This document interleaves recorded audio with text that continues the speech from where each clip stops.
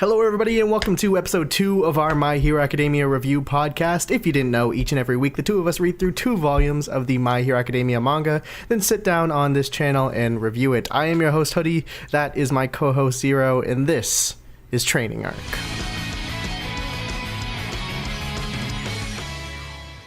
If you're watching this as it goes up live on YouTube, then consider heading on over to patreon.com/K2YT and pledging a couple bucks to get the next episode early. Of course, every episode we like to throw a question out there for you all to discuss. Last week we asked you, where does My Hero Academia rank among all of anime/manga? And we will be reading our favorite comments later on in the show, so stay tuned for that. This week's question of the week is, what are some quote-unquote necessary shonen tropes? We'll give you our answers at the end of the video. Let us know yours in the comment section below. Okay, 2 volumes for this week. We read through... Actually, I read through 20 through 35, but I think we read too many last week. I think technically the first 2 volumes was 1 through 17, so we went a little bit over, but I guess it's not a big deal. Light reading this week. Can you give us a brief summary of what we just read? Sure. These 2 volumes basically cover most of the UA Sports Festival, but not all of it. It begins with the obstacle course race. There's this cool scene where Bakugo and Todoroki are fighting for first place. Their powerful and versatile quirks have put them ahead of the competition. They both press onward, eager to be number 1, and then Deku, racing along without his quirk and falling far behind, searches for another way to become number 1. Then a burst of energy shakes the arena, and a powerful explosion propels Deku to the front of the race. And once he passes them, Bakugo and Todoroki both pick up their speed. You see, the obstacle course is Hero Society, and the explosion is One for All. There's layers to this shit, man. It's so good. Anyway. Okay, I'm glad you scripted that out. It's the next one. What was the next event? There was the Cavalry Battle. Deku has to defend his first place position, and Class B, tries to fight Class A.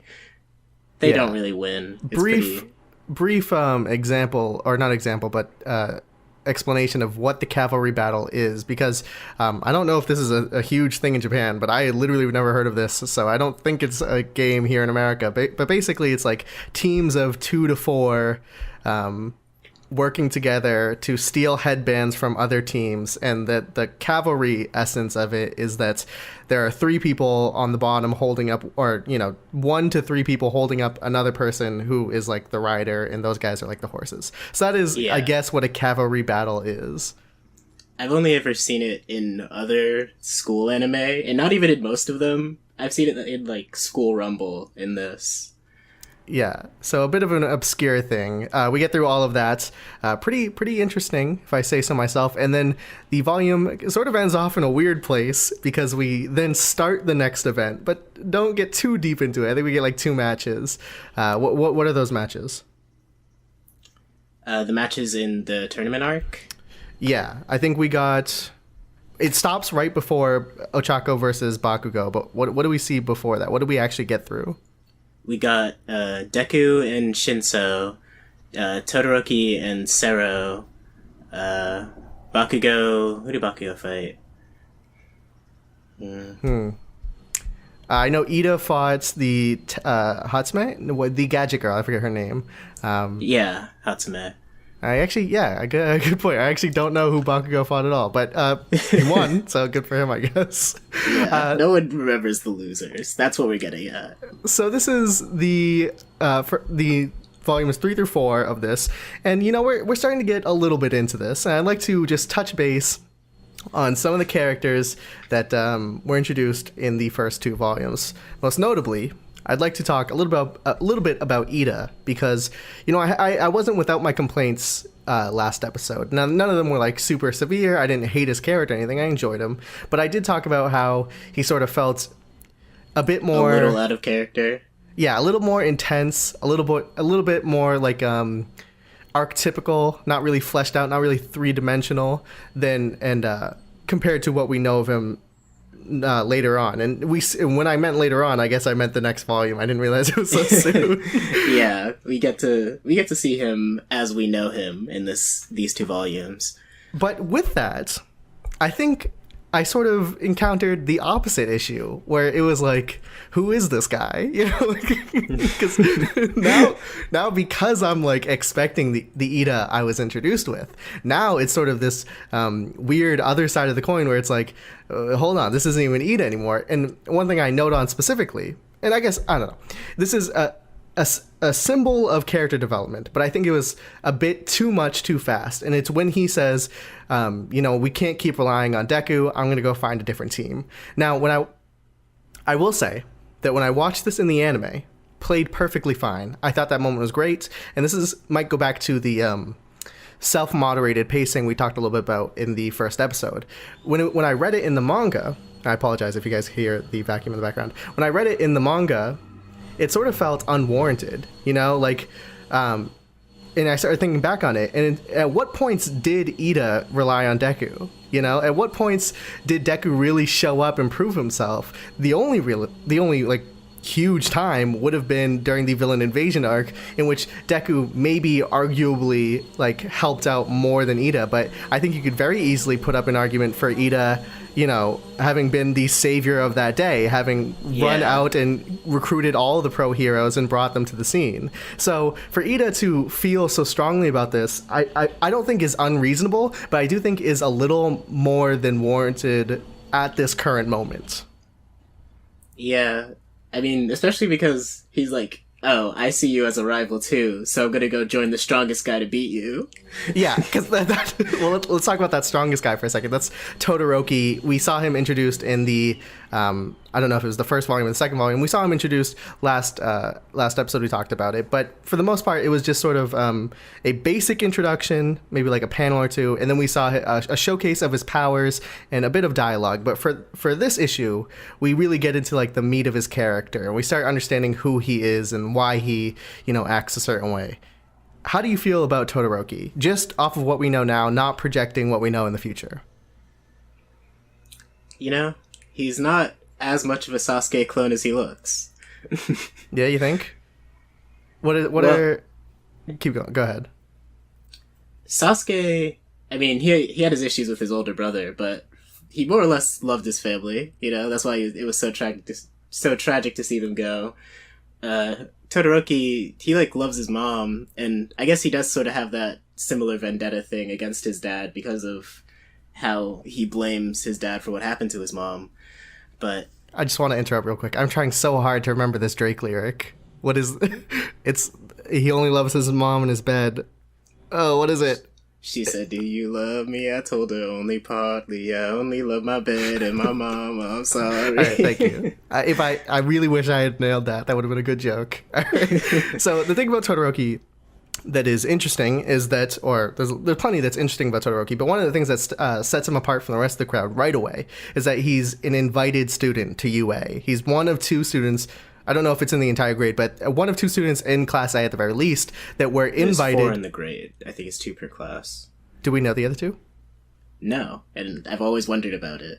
Interesting. All right, well, in Class 1A, there's 2 of them. It is Todoroki and Momo. Both completely bypassed the entrance exams, were invited, and it's really clear why. You look at Todoroki and you see this guy, he's basically unbeatable. We knew that the second he was introduced in the villain invasion arc, and we get through this whole couple of chapters of Deku and Tsuyu and Mineta trying to outsmart these, basically group of goons, and then one panel we see Todoroki completely destroy everyone that was after him. So yeah, 20 villains at once. And and then we learn in this chapter that that's basically just half of his abilities. So it's pretty clear why Todoroki is here. The other person who I don't want to dwell on too much because we haven't really gotten anything of them is Momo, and you could sort of extrapolate why she got invited through the basic gist of her power, which is that she can create anything, pretty much. Is there any limitation on that? She has to know the molecular structure, I guess. That's about it. So as long as she studies she couldn't up, make Aizawa's band, or I don't know, rubber bandages. Tape things or whatever. Yeah, whatever. Now the interesting thing that further sets Todoroki apart, in my opinion, is that is that like Momo does kind of feel a bit of a letdown, and specifically it was in this chapter or these issues that I first started to notice it, was because we get the scene of Momo in the obstacle race coming in like not dead last, but pretty late in the race with Mineta attached to her, you know, basically just leeching off of her victory, or, you know, quote unquote victory. And that was my first instance of like, oh, this character's really not all that, you know, like she is a super strong power, and that's why she got in, but I'm just not a big fan of her character. And then later on, we don't even get to see her fight with well, I think we see it in anime, but I don't think we see it in the manga. In the manga, we don't see the Tokiyami fight. She just loses. They just say she lost. So, you know, with Momo kind of falling a bit flat for me, Todoroki once again stands out even more. So, you know, detracting from what we know of this character in the future, I would say that I'm like super interested in Todoroki, and including what we know of the future, I think that pays off pretty well. I think this is a really great character. Yeah, Todoroki, he really nailed that one. Yeah. The other character I wanted to talk about, not much on... I mean, we could talk about Deku if you want, but I don't think there's too much right now for Deku. We might get a little bit more in the future, near future, with the Todoroki fight. But right now, I kind of want to talk about Bakugo a little bit. Bakugo has received a little bit of character development. In the, you know, Deku says it in one of the chapters where he says, you know, but what Bakugo says is basically the same thing, but this time he wasn't smiling. Usually he would look at all of these classmates below him and he would declare war on them and be laughing and smiling about how he was going to win. But this time he was somber, you know, completely serious. And it was like a testament to the respect that he was giving his opponents and how he like was coming to understand that he would really need to give it his all, which, you know, he clearly notices after the villain invasion arc, where Deku really steps up and Todoroki really steps up, and even Kirishima are all pulling their weight. So we see a little bit of a development for Bakugo. Yeah, my boy. The other thing I really enjoy about Bakugo, just to throw this out there, is I was thinking about his powers recently, and I'm thinking about how, like, you know, a lot of, I don't want to say a lot, but some of the characters in this manga are pretty one note with how they use their abilities. You know, I think specifically, and not like main characters, but I think specifically, well, Deku a little bit, but I think, you know, that like laser beam belly button dude, you know, there's not many applications of that. Well, that's an interesting thing, because if you pitched me Bakugo, his powers, and you said, yeah, he creates explosions in his hand, I think, okay, that's purely offensive. You know, there really isn't much utility in how you could use this power to different degrees. Despite that, Bakugo is incredibly clever with how he uses it. And I want to, you know, credit Bakugo as a character, but I also want to credit like the writers for being, or the writer for being so inventive. You know, the fact that Bakugo can win a race by using his explosives as like propellant, and he's basically just flying around, and, you know, all of these different aspects, and, you know, how he can redirect himself in the midair by using, you know, the explosives. I just think, and his costume too, covering up his weakness, I just think a lot of thought went into a rather one-note power to really elevate Bakugo another level. Yeah, and I think that more or less plays true for most of the cast. Yeah, that's why I said I didn't want to say most. You know, I didn't want to say most of the characters were one note, but some of them are. And those characters tend to stand out more to me because I know the heights that we could reach with a character like Bakugo. So when I see, you know, belly button laser beam dude, and, you know, I don't really get anything out of that, then I do feel a little more disappointed than I might have felt without that.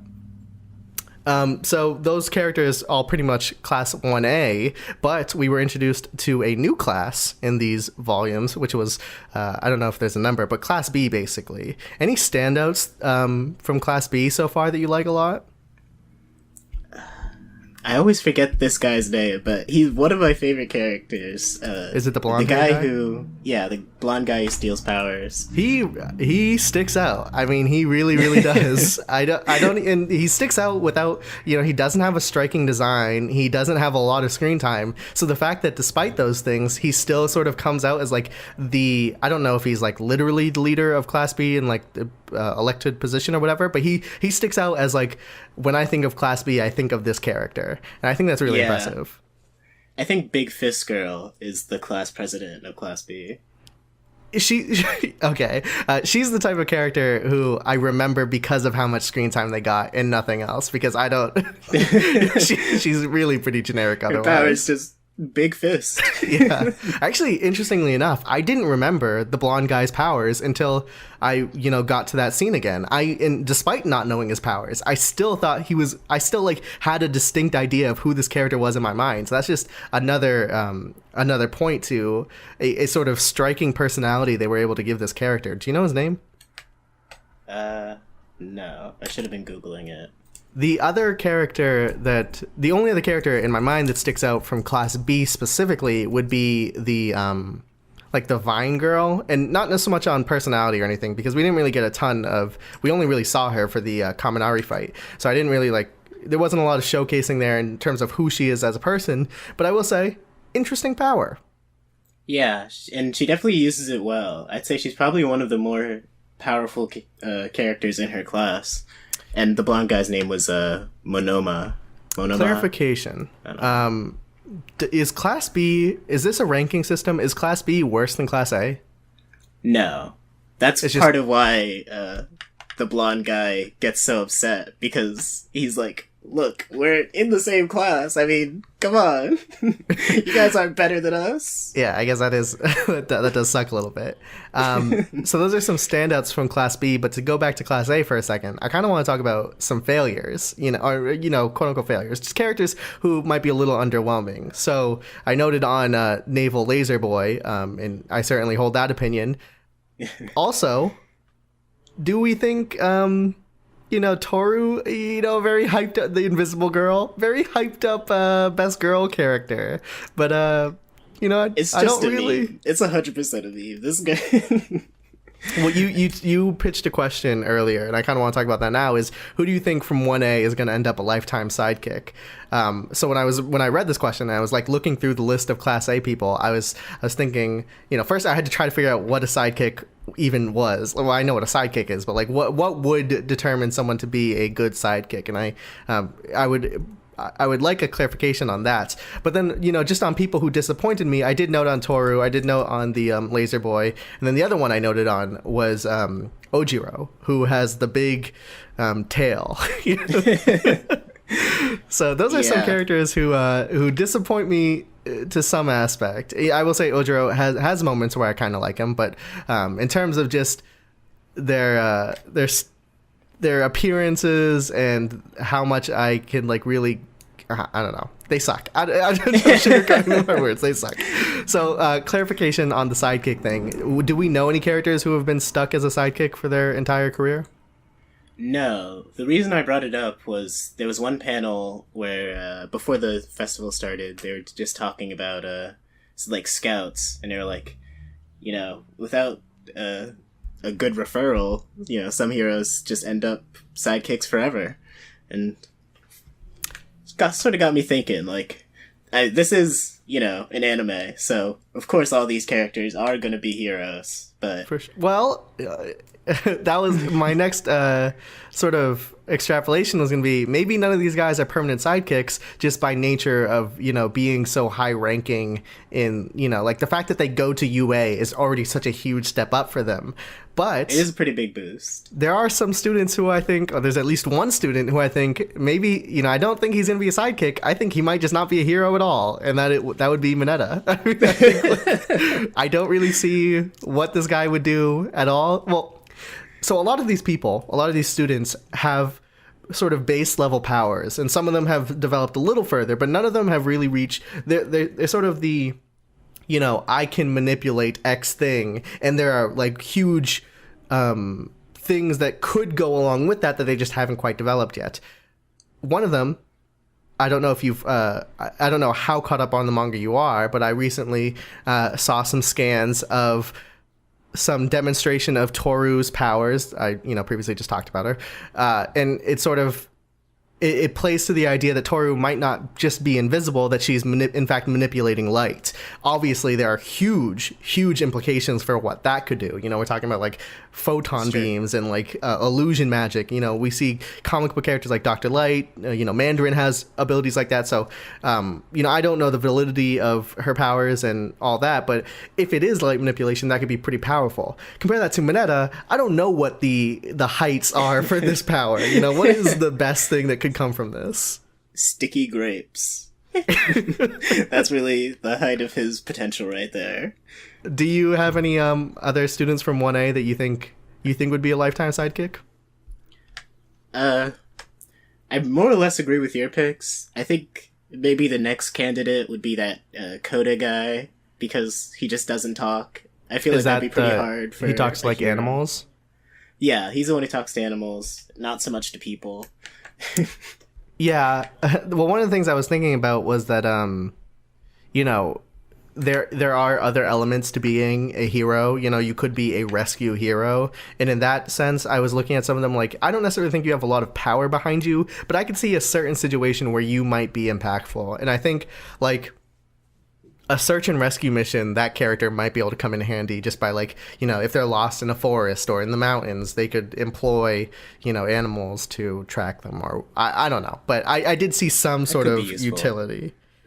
All right. I do think Mineta could potentially be useful. Like, I do think he's someone who will probably end up a permanent sidekick, because his power, as far as detainment goes, is really good. But you know, you kind of need more than that to be working on your own. I'm trying to think. What do you? What is a detainment situation like? I guess just like sticking them to the floor. Yeah, you can't move. I think you would really need another quirk, or like, I don't know, some other thing where it's like you do that and then, you know, that's the setup and then you get the play. But I don't know what the play is for Mineta. You know. Yeah.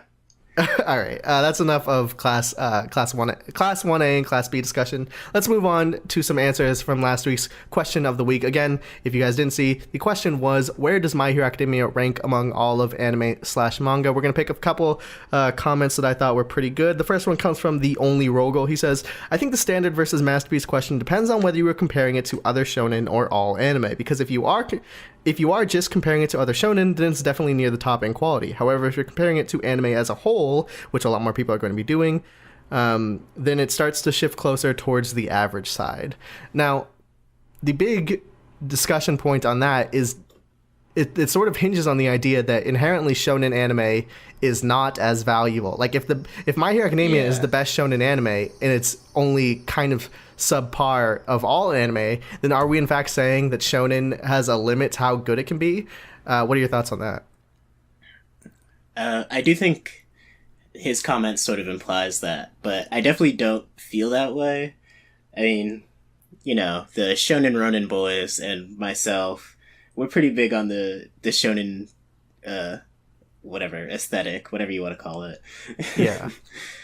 And I feel like if a show is the best shonen show, it's gonna be one of the best anime of all time. Well, let's talk about that. Do you think, let's just say Hunter x Hunter. Do you think Hunter x Hunter is one of the best anime of all time? And when we're talking about things like, you know, we're bringing up things like Monster, like Death. Well, I guess Death Note technically counts as shonen, but it seems sort of like the black sheep of shonen. So let's pull that one out there. Let's say like Monster, like Death Note. Do you see Hunter x Hunter standing up to those shows? Yes, and I don't feel like that's an uncommon opinion either. Like, a lot of people hold Hunter x Hunter in high esteem. Yeah, they definitely do. I mean, I've personally never seen the show, so I can't quite attest to that. But I know, like, you know, people I really respect talk about that show a lot, like Alexander, most notably, I think, praises that show to an intense degree. So, you know, that comment, well thought out, but ultimately doesn't quite ring true for me either, because even though shonen to me isn't really all that amazing, because my experience is limited to the likes of just Naruto and stuff like that, then to me, I sort of get where he's coming from, because if your heights are just Naruto, then yeah, there's no way that it's going to be as good as some of the best anime that I've ever seen. But because I because I can see potential there, and I don't really see any reason why it wouldn't be able to hit higher highs. I sort of find myself disagreeing with that, because if you define shonen as, let's just be blanket towards this. If you define shonen as like action, then some of the like best films are action movies. I like you were talking about like Die Hard or something. There's nothing really limiting about the genre itself that sort of makes it any worse. Yeah. The other comment we got was it's a bit of a long one. It's from a guy named Sam. He says, It's personally my favorite fictional piece of work. It certainly is not standard, but I don't know if I would call it a masterpiece. I think even at its worst, it's above most standard shonen, and its greatest moments can stand shoulder to shoulder with other greats. I think what confuses people is that this is a character action drama, not a battle shonen. When you look at a series like Naruto and other shonen jump titles, you see incredibly well thought out battle systems and games of wit and chance. So when people see My Hero Academia, they think it's supposed to be the same thing. However, it's not. My Hero's fights are very simple for the most part. There's a lot of cool stuff, and at least 2 fights are extremely technically sound. But the drama of the fights is not in their complexity. That is not where My Hero's soul is. The fights are highly dramatic and hit highs like no other, but it's not because the fight itself was technically impressive. What do you think about that? Are the fights of My Hero Academia pretty basic? See, I've heard this sentiment in a few places. Gigik, most notably, made a video, said My Hero Academia fights suck ass or something like that. Paraphrasing. Yeah. That was the title. And this comment, has a lot of the same ideas. I think that it is, like, for people who just watch the anime, I can see that argument being made. It is the beginning of the series, though. I'd say where I am in the manga, we've seen a lot more complexity in our fights. We've seen a lot more strategy, a lot more thought going into the action. It doesn't boil down to Dragon Ball Z punches and blasts. I feel like, people aren't really giving it its credit in that degree. But I will agree, earlier in the series, the Deku vs. Bakugo first fight was pretty basic. Bakugo actually has the best fights in the show, in my opinion. Very intelligent character. I mean, he thinks strategically. I very much enjoy that about him. And he has a lot of mastery over his quirk. That's the thing. When we get to see more, like, masterful characters fighting, we get to see more complex fights. The other aspect to this comment, which I can't really attest to the My Hero Academia fights, just because I'm not super deep into the show or anything. I did talk about I did have a How to Write Fight Scenes video in which I do talk about Ochako versus Bakugo, but that would be in line with what he's saying, where it's like I don't really talk about any sort of technical action set pieces of that fight and why it's good. I talk about the sort of dramatic beats of it and why that's good. So in that sense, it does align with what he's saying. My only complaint would be the sort of implication that My Hero Academia is alone in how much emotion is put into its fights. Do you think that's common in other shonen? Would you say that like a show like Naruto or a show like Hunter x Hunter is sort of in the realm of all flash and no substance, or? I mean, maybe Naruto and maybe even Dragon Ball Z, but is the heights of shonen also like this? And if not, is that what sets My Hero Academia above and beyond? Well, in a show, I feel like every show obviously has its moments where there are, dramatic through lines throughout the fight, but a lot of people have praised My Hero Academia for doing that more consistently by taking more of the characters' motivations into consideration. Like the Ochako fight had the beautifully set up Ochako motivations of wanting to help her family. Mm-hmm. Whereas in a lot of shonen shows, you'd really only get that level of drama with some big, climactic like, capstone. Yeah. Yeah, because I'm thinking of Naruto specifically, and when I think of these dramatic fights, of course my mind immediately jumps to a fight like, Naruto versus Pain, or, Hinata versus Pain, or, Naruto versus Madara, or not Madara, but like Obito. And these fights, or Kakashi versus Obito, and these fights definitely, have emotion to it. There's no denying that. But then you look at some of the, those fights come every couple hundred episodes, and then the fights in between that, do we see that emotion packed into, let's just say, the tuning exams? Sometimes I like, we saw Gaara versus Rock. Well, actually, an emotion fight definitively would be Hinata versus Neji, for sure. Yeah. For a fight like Gaara versus Lee, would you say that is more on the end of great fight? No denying that is one of the best fights of the show. But would you say that is more along the lines of the emotional fight, or of like the action set piece fight? I think one of the reasons that fight is remembered so in such a high esteem is that it captures both pretty well. I definitely think, like, when I was first watching it, I was like, no, Lee! He wants to be a ninja! Yeah. So I guess all in all, what I would say is, I don't think the difference is as extreme as the comment makes it out to be. I don't think it's like, My Hero Academia stands out completely, like a 180 from all of these other shows because it has these dramatic moments. I will say that maybe, just anecdotally speaking, that My Hero Academia plays it a little harder than the other shows, but in general, I don't think it's as intense as he may imply. I think the series does very well with drama.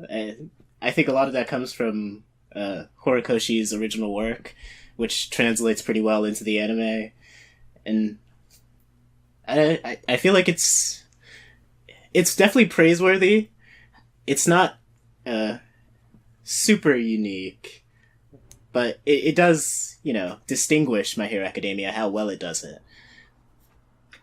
All right. Thank you guys for those comments. Remember, if you leave, the question of this week is, where was it? Where did I write it down? What are some quote unquote necessary shonen tropes? Leave your answer in the comment section down below, and we might read it on the next one if we like it. And we will answer the question ourselves at the end of this podcast. Now, back to what we just read. One quick note that I had, and I touched on this a little bit earlier with the Ida stuff. And I want to talk about the idea of, like, are we going a little too fast? When I read this, or when I was watching the anime, I did not feel that way at all. I very much liked season 1, and I also liked the beginning of season 2. I thought it slowed down a little bit, but I thought, for the most part, I really enjoyed the pacing of the show. I didn't think there's any problems there. However, I'm now rereading it, or now I am reading it, I'm reading the manga, and a lot of these beats aren't quite hitting as hard as I remember them hitting. I talked about the Ida fight, or the Ida motivation scene where he was like, we can't rely on Deku. That stood out to me as like sort of being like unrelatable to his motivation.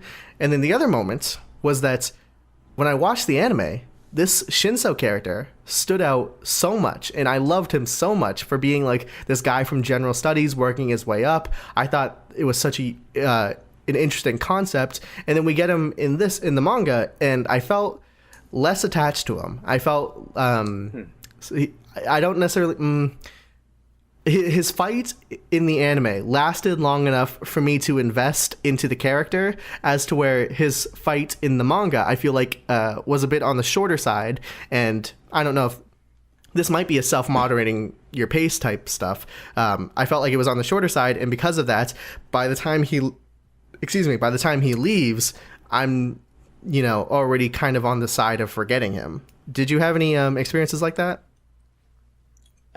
Well, I'll say Shinso still managed to catch my eye the first time I read this, but I do see what you mean. I think it's because after the manga, he was a well-received character. I think he placed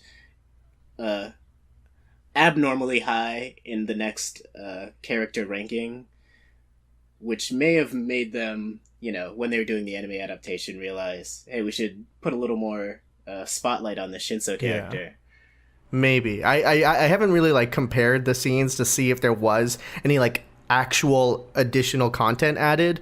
So I don't 100% know if it was truly the anime saying that this character should be more important, or if it was just somewhat of a self-moderating issue. I also, just to go a little bit deeper into that fight, I felt this way about the anime too, and it still, it still remained here in the manga.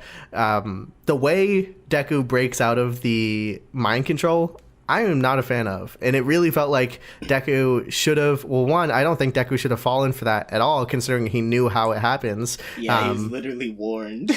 But on top of that, once he did get caught, then the fact that like he was just sort of, his nine-tailed fox said, "Hey, you can snap out of it," and then he just did. I thought that was well, and here's the weird part is that they say, no, that wasn't it. I mean, yeah, that happened, but he broke himself out. It was like, what are you saying to me right now? There's so much of that fight on Deku's end played out really, really weird, and I'm not a big fan of how that all went down.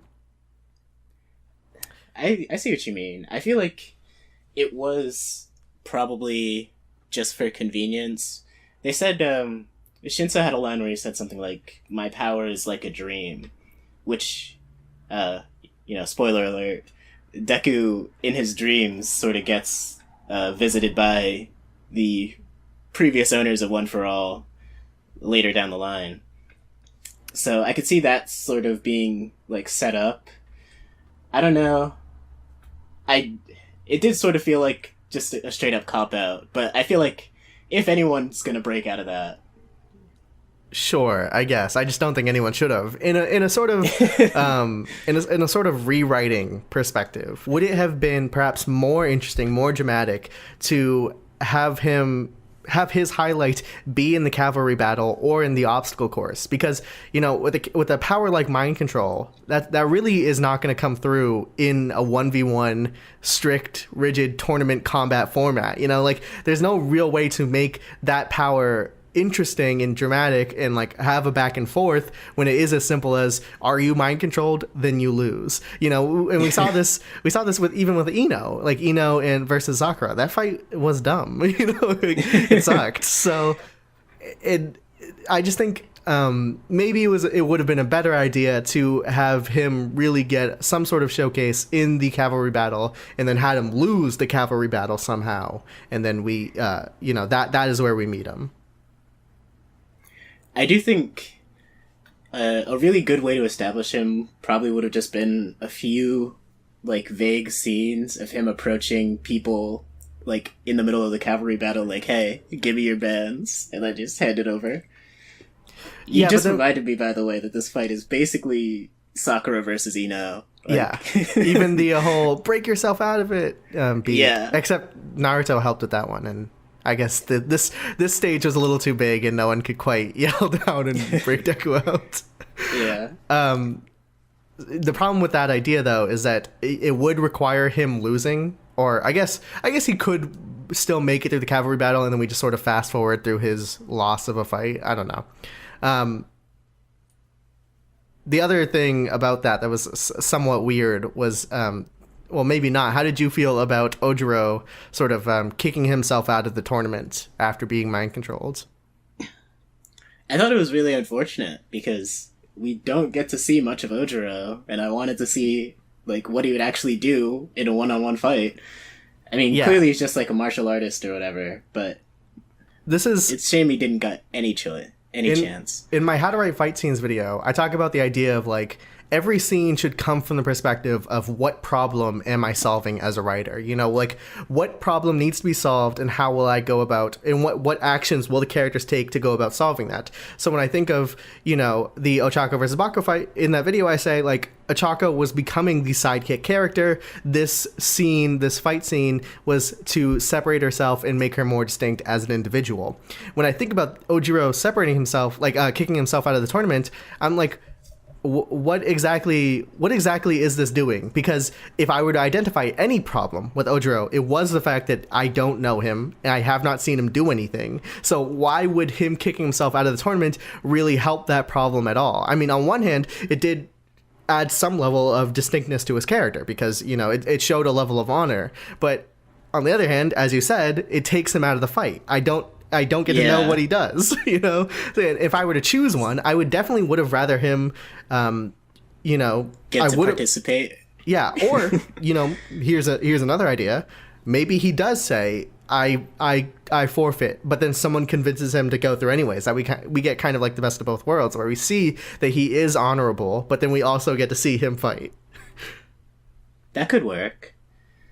So I guess all in all, couple missteps on the beginning of this tournament arc, but overall not bad. I will say not bad. I think I still hold the opinion that I kind of like the first 2 volumes a little more. I don't know. Where do you stand on that?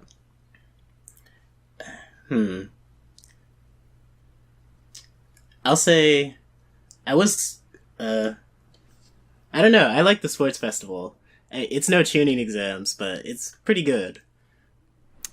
Yeah, I mean, it's pretty good. We're going to talk about that a little bit more when we answer the question of the week, and we'll also talk about some future sports festivals. But one thing I wanted to note on, in the grand scheme of this podcast and the narrative we're going for here, is that this is my training arc. You know, this is me learning to read manga. And I noticed an interesting thing this week as I was reading. I noticed that, you know, I always talked about how inherently the manga format seemed to not, like, It seemed like if everything was equal, you know, if the scenes were exactly the same in both manga and anime, I don't really see a reason why manga would be better. And one of the reasons I gave was that it does not have a soundtrack. And music is such a key part of, you know, film and shows and anime. You know, again, I want to preface that I am not like a fuck you manga readers or whatever. If I'm doing this because I want to be better and I want to be convinced. So with that said, I noticed that as I was reading this, I've begun supplementing my own music. You know, like I've been playing the soundtrack. Not even to My Hero Academia, ironically enough. I've been playing a lot of Haikyuu in my head as I've been reading this manga. Now, a little asterisk there is that Haikyuu and My Hero Academia share the same composer, so it is a little bit cheating in that aspect. But I want to know if that was normal. You know, if that was something you experienced at all. Here and there. I usually just actually play music, so not too much. There was a comic book. I forget what it was called. It wasn't like you know, it was like one of those you know, Dark Horse or Image comics. So it's like its own little thing. And it had on the bottom of like each scene, it would say play this song. You know, it would just be, you know, some random, you know, Led Zeppelin or whatever. And I thought that was like it was a bit of a gimmick, you know, in the sense I don't necessarily think it worked 100% because it does require you to be like, okay, hold on, let me stop reading, go to YouTube and, you know, look up this song. But I like the idea, you know, I like the idea of like the artist saying, you know, we are limited by our medium a little bit, but let's try to go above and beyond, see what we can do to put in a soundtrack. It is resourceful. If you ever do this, do you ever find yourself choosing from other like anime? Do you read My Hero Academia but picture Naruto soundtrack? Because one of the benefits of this is that My Hero Academia is an anime, so I already kind of know, and especially now that I am rereading scenes, or I am reading scenes from the anime that like I've already seen, so I know what type of music would have been playing during like, you know, right, whatever fight, so I could supplement that music specifically if I really wanted to in my head. In a manga that doesn't have an anime adaptation, or that you know, hasn't been animated yet, do you think that like is a little bit harder, or not really? I feel like it's a pretty intuitive thing. Like, you know, action scene, you play the action music. Sad scene, you play the sad music.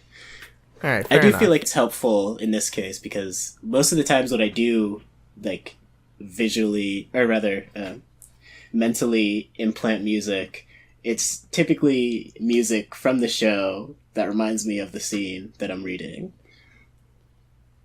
Fair enough. All right, I guess that is step 1 in the training arc. I have begun, and it's only a matter of time before I'm full-fledged manga boy. All right, on to the question of the week. This week's question is, what are some quote-unquote necessary shonen tropes? Now, obviously, I am not super familiar with the shonen category. I mean, only in the very basic sense. You know, I know the very basic shonens. So I'm not super... I don't have the repertoire to really give my own opinion on this, but one of the reasons I wanted to ask that was obviously we are in the tournament arc of My Hero Academia. I am a big fan of tournament arcs, and they are not exclusive to shonen anime. Obviously, mostly they are. You know, like it is a very big fundamental aspect of these anime, and you know, whatever.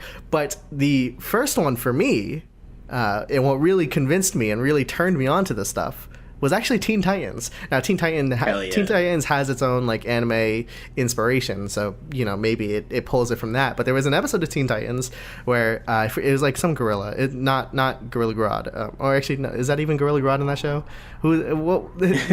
There's two intelligent gorillas. There are too many gorillas. All right, yeah. We don't know which is which. There's a bunch of intelligent gorillas. One of them kidnaps all of like they kidnap all of the male sidekicks. They choose like Speedy. They get Aqualad. They get Beast Boy, Cyborg, Robin. They get like the Minotaur dude, and I think that was Hotshot's debut. Yeah, Hotshot. They all come into this like, you know, fucking parallel universe basically, where they, you know, no repercussions whatsoever, and they just duke it out in this tournament arc. And you know, there's some like political intrigue there, quote unquote political intrigue. It's been a while since I've seen that. I don't know how complex it actually is, but I remember watching it as a kid, and I was a huge fan. And then the episode ends off with like all of the characters coming back, and then all of the female sidekicks. So we see Raven, we see Jinx, Starfire. They're pulled into another universe, and then like cut to credits. And I always wanted more. You know, I was like, all right, bring it on. I'm ready for the next one. Like, come on. So for me, you know, while I you know, I don't have a lot of shonen tropes in my library of knowledge, the tournament arc, big fan. That's a good one. I've actually been thinking about this question a little bit lately, because I had this idea for a video that was basically going to be Supernatural is a shonen anime. All right. Because it has, you know, in anime it's more the power of friendship. In Supernatural it's more family oriented. Okay, so we're already half wrong there, but keep going. It's close. It's adjacent, at least. For sure. There's also, you know, the hero saves his friend from a dark path. That's happened in literally every shonen anime I've ever seen. Mm-hmm. One of the things I had listed that I wasn't sure quite how I landed on this was the dynamic of like hard or talent versus effort, basically, and the idea of genius and you know, all of that bullshit, whatever. And do you find it is a common occurrence in shonen anime? Do you find that it is a necessary a trope, in that like if an anime didn't quite have that, do you think that would be a significant lacking on their part? Well, I've always found it to be an interesting conversation, so I definitely prefer to have it there than not. But I do think you could still be a shonen anime and not necessarily tackle that topic. Here's a somewhat related question: do you feel like we've kind of, you know, we've got it. You know, we figured it out. You know, sort of. If every no show, more shonen, please. If every shonen show is going to talk about, you know, genius versus hard work, you know, by the third time, we already get it. You know, like, we know the dynamic, we know the arguments. I don't need to see it anymore. So, you know, do we need it again in My Hero Academia? Yes. Fair enough. All right. Any other notable tropes for that question of the week? I feel like a bunch of people in the comments are gonna point out things I should have thought of, but those are really the two main ones that have come to mind. All right.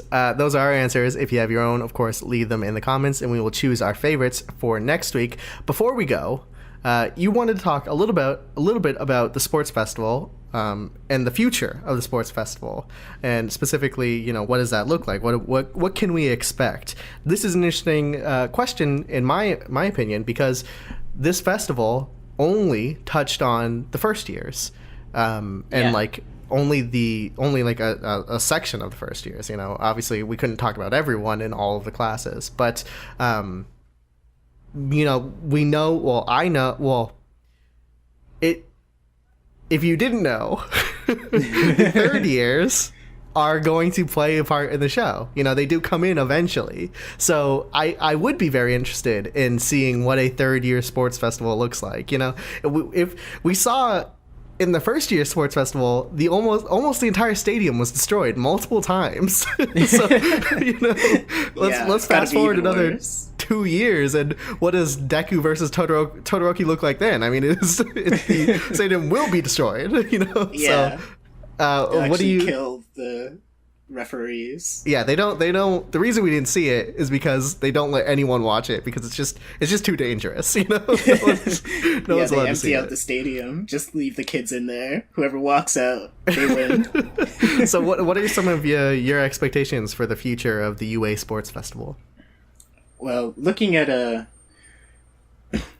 members we've seen so far, I definitely think Shinso is going to play a big role in the next sports festival, because I don't know if they mentioned this in what we read so far, but he was sort of being mentored by Aizawa, because he has a really great quirk. It just didn't work for the application for that year, so really just a bad shake. But next year he's gonna be a big player.